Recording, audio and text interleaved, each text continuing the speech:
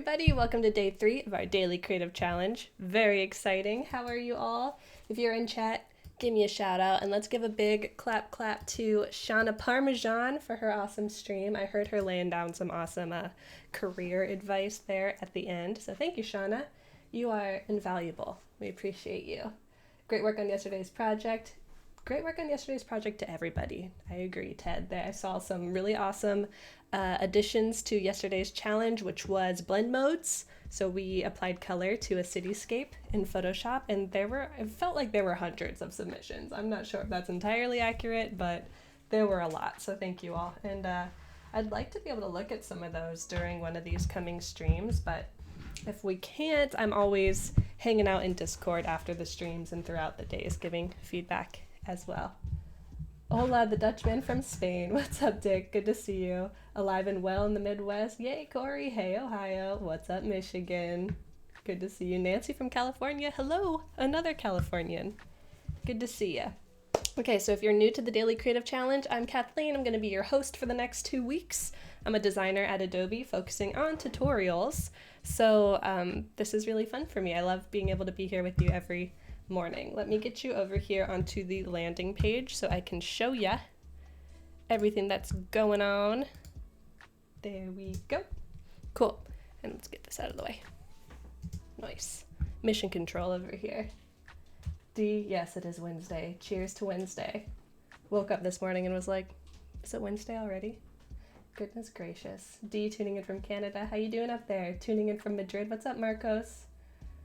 Gus does your styling, right, Akeen? What makes you say that? I do his styling. If anything, it's the other way around.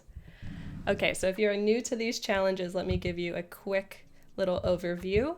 The Daily Creative Challenge is an awesome way for you to learn Photoshop. It's friendly to beginners, but people who are more advanced can always take these challenges and do their own spin on them. There's really no rules to this other than get in Photoshop and get practicing. K Morphus, good morning. Good to see you. Pierrick says little dance daily challenge. I love that dance. Very nice. What's up from Amsterdam? Hello. Hello. Nicole, hi. So yeah, like I said, it's a great way to learn Photoshop over the course of 2 weeks. So we're going to be doing one of these live streams every morning at 9 a.m. and they're only about 25-30 minutes, so nothing too wild. But you can learn some really important Photoshop skills. So this is going to be ending next Friday. We will have a whole portfolio piece by then. So today, the next challenge is layers. It has been unlocked. Very exciting. We're going to be creating depth in a landscape using layers and some cool selection tools.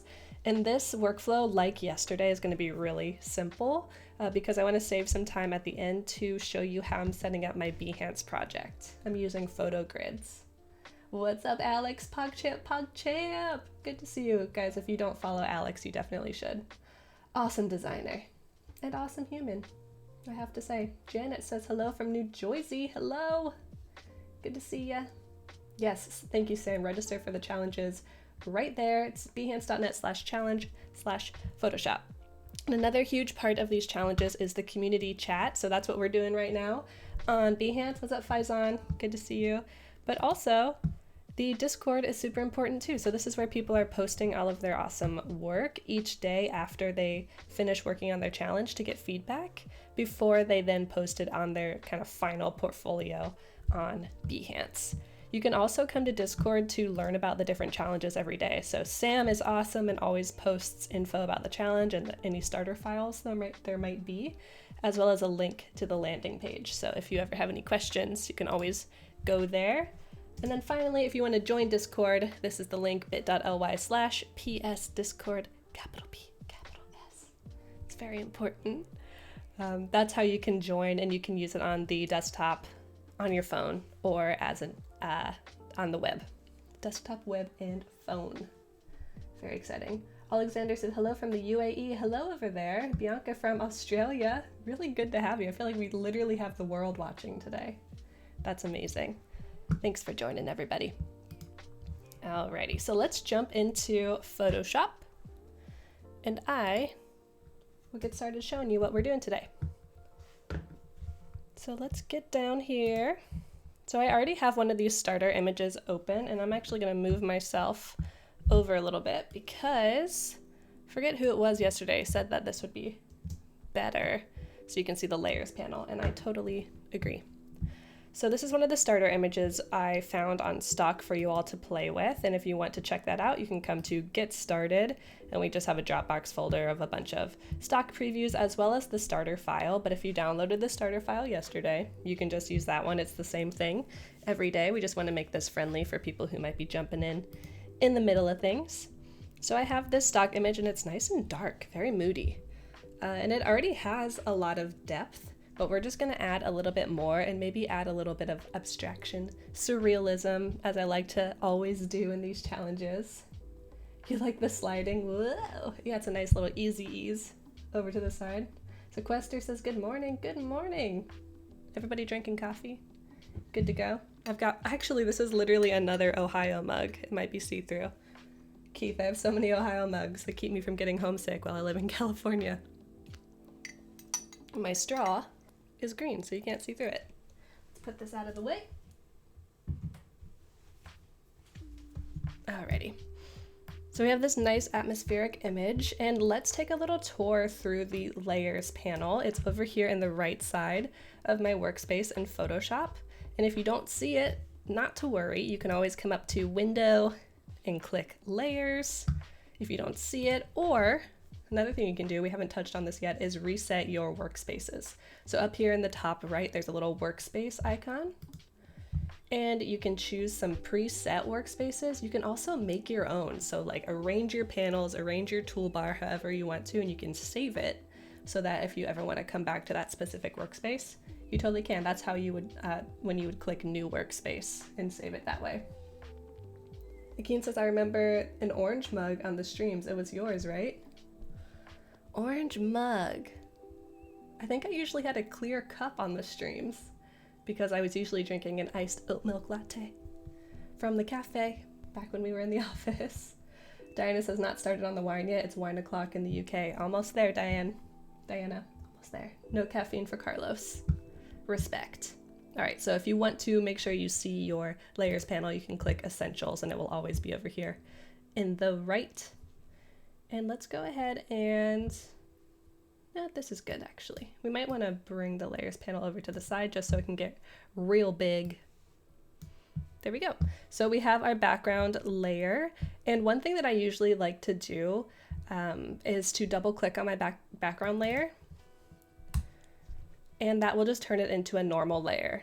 By default, it is locked since it's your only layer on your project, and it's already named background. But if you want to ever edit this, you can double click on it, click OK, and now you can paint on it or do whatever you need to.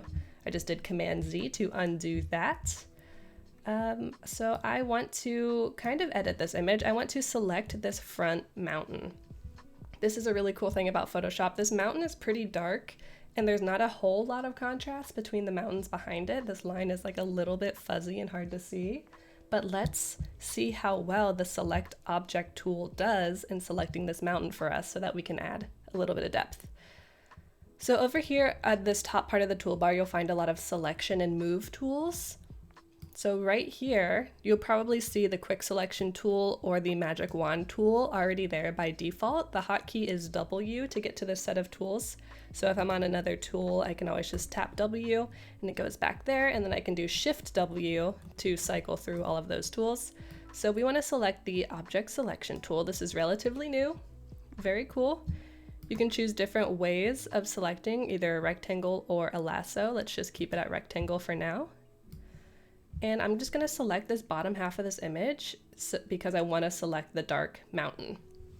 One other little hot tip about selections in Photoshop, say I started selecting at the wrong part, I can hold space, so I'm holding down space, and move my selection. So say I started selecting here and I'm like, actually I want the left side too. Hold down space, bring it down. There we go. All right, I'm gonna release. Doing some Adobe magic. Thank you, Adobe Sensei. And there you go, it selects the biggest object in my selection area. I'm gonna deselect that with Command D or Control D, and let's try the lasso tool and see if it does a good job as well. I'm just using a mouse, doesn't have to be anything pretty. It's obviously not. I'm gonna release and see how it does. Even better. Very cool. Now, oh, Shanna says I don't have that tool in my version. Yeah, it's in the most updated versions, definitely. I actually just updated Photoshop, I think yesterday. But it's been here since max October, I believe. Would unlocking do the same? Yes, definitely. All right, and if you wanted to even go further into selection details from here, we can jump into select and mask, but we're not going to do that today because we don't really need to. This is looking good. So what we want to do is we want to put this mountain on its own layer so that we can put something in between it and the background. So let's go up to edit and copy. Photoshop has copy and paste and cut and paste in place, all that good stuff. So we copied, and now we want to paste special, paste in place. And when you paste in Photoshop, by default, it's going to make a new layer with that pasting. So it's like you cut something out of a Xerox copy and you are pasting it onto your workspace. The new update was yesterday. Ooh, brand new.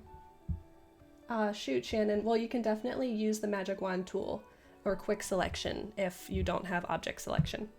So now we have this mountain on its own layer. I'm gonna drag this out to be a little bit bigger so we can see. So if I grab the move tool with that mountain selected, I can move it around. Wow, I'm moving mountains, y'all, and it's only Wednesday.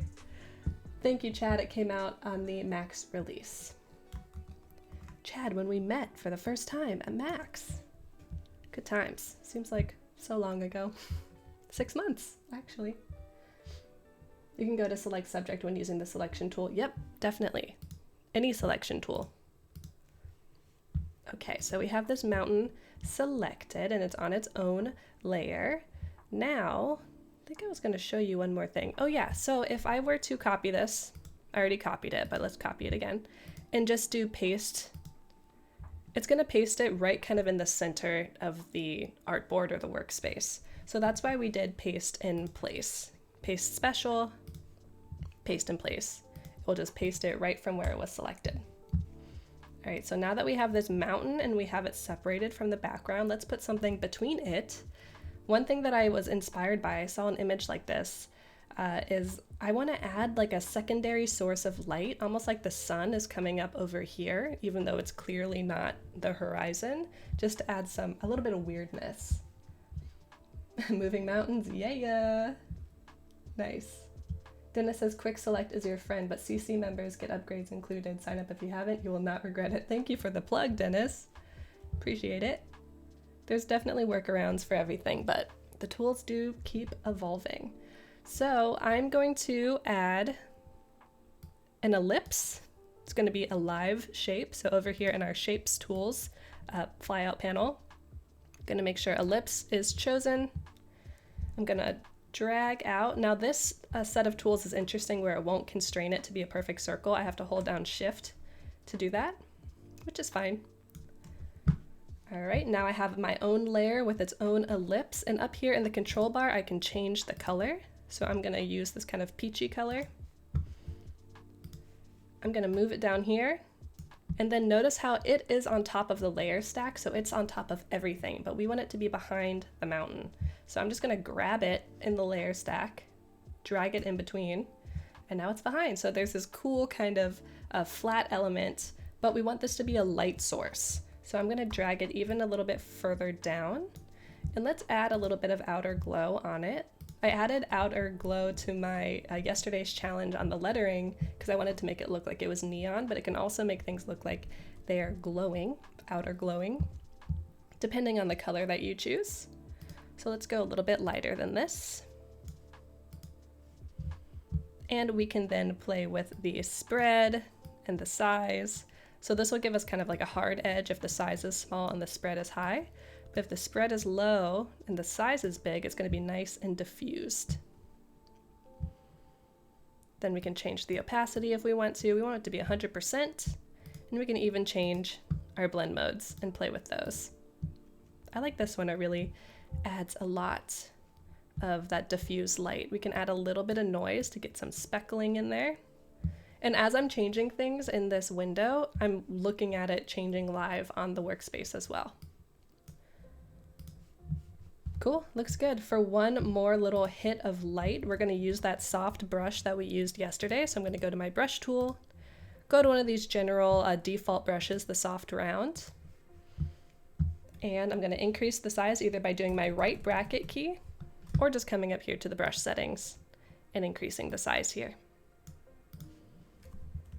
So I'm just gonna hit it like that. Actually, we want this peach color. That's not what we want. There we go. Boom.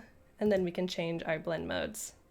That's kind of cool. It looks a little spooky, like something exploded. Ooh, I like that. A little bit see-through. That's really bright, literally like some sort of explosion. We don't want this to look like something bad is happening, like something good is happening. Okay, so we learned everything, or we went over everything that we learned yesterday with using brushes and changing the blend mode, but we also talked a little bit about making some complex selections and how to layer things to make things in front or behind each other. So I could go even further. Let's go further. That reminds me of My Hero Academia. We could do quick selection on this mountain. We could copy that, paste that, duplicate this layer by dragging it down to the new layer icon, move it over here, and make sure that it is under that one. So we could have multiple light sources going on here, pretty cool. And then we can always just place this in our template. So I'm gonna turn this one off, I'm gonna save this, and I'm gonna open the template so that we can plop it in. Save it on my computer. Let's see, let's call this day. This is only day 2. That's interesting. I called it day 3 from the start. Sorry about that. Day 2 template. And now I'm going to open up my starter file. And let's place embedded the image that we just did. There we go. Grab a corner, hold Alt, drag it over a little bit, and we are going to drag it under the play at home text. We could even, we could put this text behind the mountain a little bit. All right, I'm running out of time a little bit, but I wanna do this because it'll be cool. So I'm going to turn this off. I'm going to use my quick selection tool like I just did over here in my selection tools, right there. And I'm going to, invert my selection. This is a little bit of extra flavor. I'm going pretty quick here, so no worries if you're having trouble keeping up. But basically I'm going to select everything but the mountain. I'm gonna hit this mask option. And now it looks like it's behind the mountain. You can't really read it, but since we're delivering this in a collection of 9 images, hopefully the viewer will get the gist. They will get that kind of visual cue that this is the same thing. This is the same project. All right, let's export this. I'll get it uploaded onto Behance so I can show you how to use a photo grid. We don't like to see those in Cali. We don't want it to look like something bad is happening. Yeah. Gotta all stay calm here, folks. By the way, I want to just do a little shout out and see how you're all doing. Give me a status update. I know these are weird times. Definitely weird times for everybody, and I want to know how you're feeling, how you're doing. And if you want to continue the conversation on Discord, I am happy to. So day 2, final. We will save that as a JPEG. How did you make the light source spread over the mountain? I used outer glow. Is that what you're wondering? And I showed it a couple minutes ago, so feel free to go back in the video. This video will definitely be saved for anyone who wants to watch it later. And maybe we can talk on Discord too if you have further questions. All right, I'm going to my profile. I'm gonna edit my project.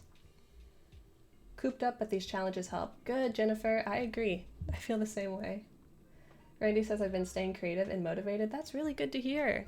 What's the key? How are you staying so motivated?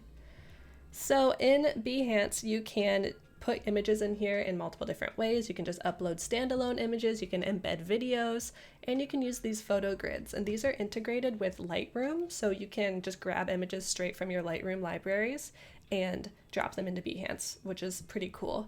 So I've already gone in here and I've made 3 photo grids with 3 squares in them each.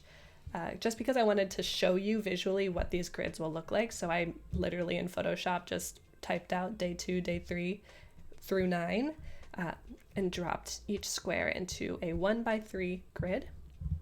So we can come here to edit grid. I can replace images. Let's see, we're gonna delete that one. I'm gonna add a photo. And let's go to April, day 2 final. And this is what I meant by, since people are gonna see all of 9 of these at home, I think it's okay if this play at home is kind of hiding. I'm just gonna drag this. Whoops. I should be able to drag it. Yep, there we go. So that day 2 is next, and then day 3 through 9 will be filled in as we go. Does that make sense? Let me know if you have any questions. The grid function is very cool. Yeah, it is nice. It resizes really nicely as well. Like as you resize your browser, it's super responsive. So cool. We will save this and let's take a peek at it super quickly. What's the name of the font? I forget what I was using. Let me check. Let's open the original starter file. Day 2 template. Nope, let's do day 1. Maybe I don't have it saved in here because I remember I flattened the typeface since not everyone would have it. I can get back to perhaps. Oh, I think it's Garage Gothic from Adobe Fonts. Let's test it super quick.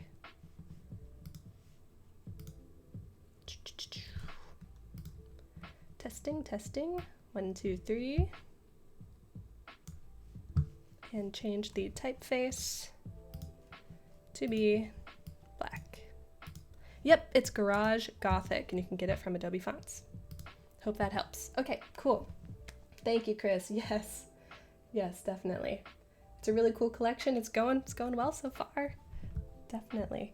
All right, so let's look at the schedule for the rest of the day. What other good Adobe Live videos are going to be up? So we started the day with Shauna. Let me pop over to my big camera, or as we call lovingly over here, big boy.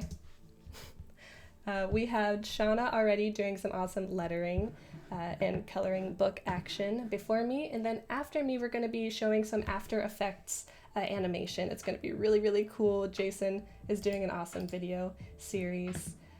More After Effects to come after that with another Jason stream. And then Julia Masalska is going to be doing her daily creative challenge, but for Illustrator. So this is Photoshop. We have another challenge to learn Illustrator. She's awesome, so make sure you stick around. That's at 11:30 Pacific time, so in about 2 hours. After that, 2 of my favorite designers, Emily and Andrew, are going to be designing socially distanced e-cards. They are a lot of fun and have great chemistry, so make sure you come back for that at 12. And then Jesse Showalter is going to be doing his XD Daily Creative Challenge for Auto Animate. So we got 3 daily creative challenges going on. After that, Kyle Webster is going to be doing a draw along with on Fresco or Photoshop. So come back for that if you want to illustrate, followed by Alex Lazarus coming up for more dimension. Then we've got Jeremy Lord doing some illustrations and custom typography. And then after that, you can always watch some Behance user live streams. So I'm actually going to be streaming today at 5 on Behance if you want to watch that. All right, I'm out of here. Stick around for more Adobe Live coming up next. And I will see you possibly tomorrow. Definitely tomorrow.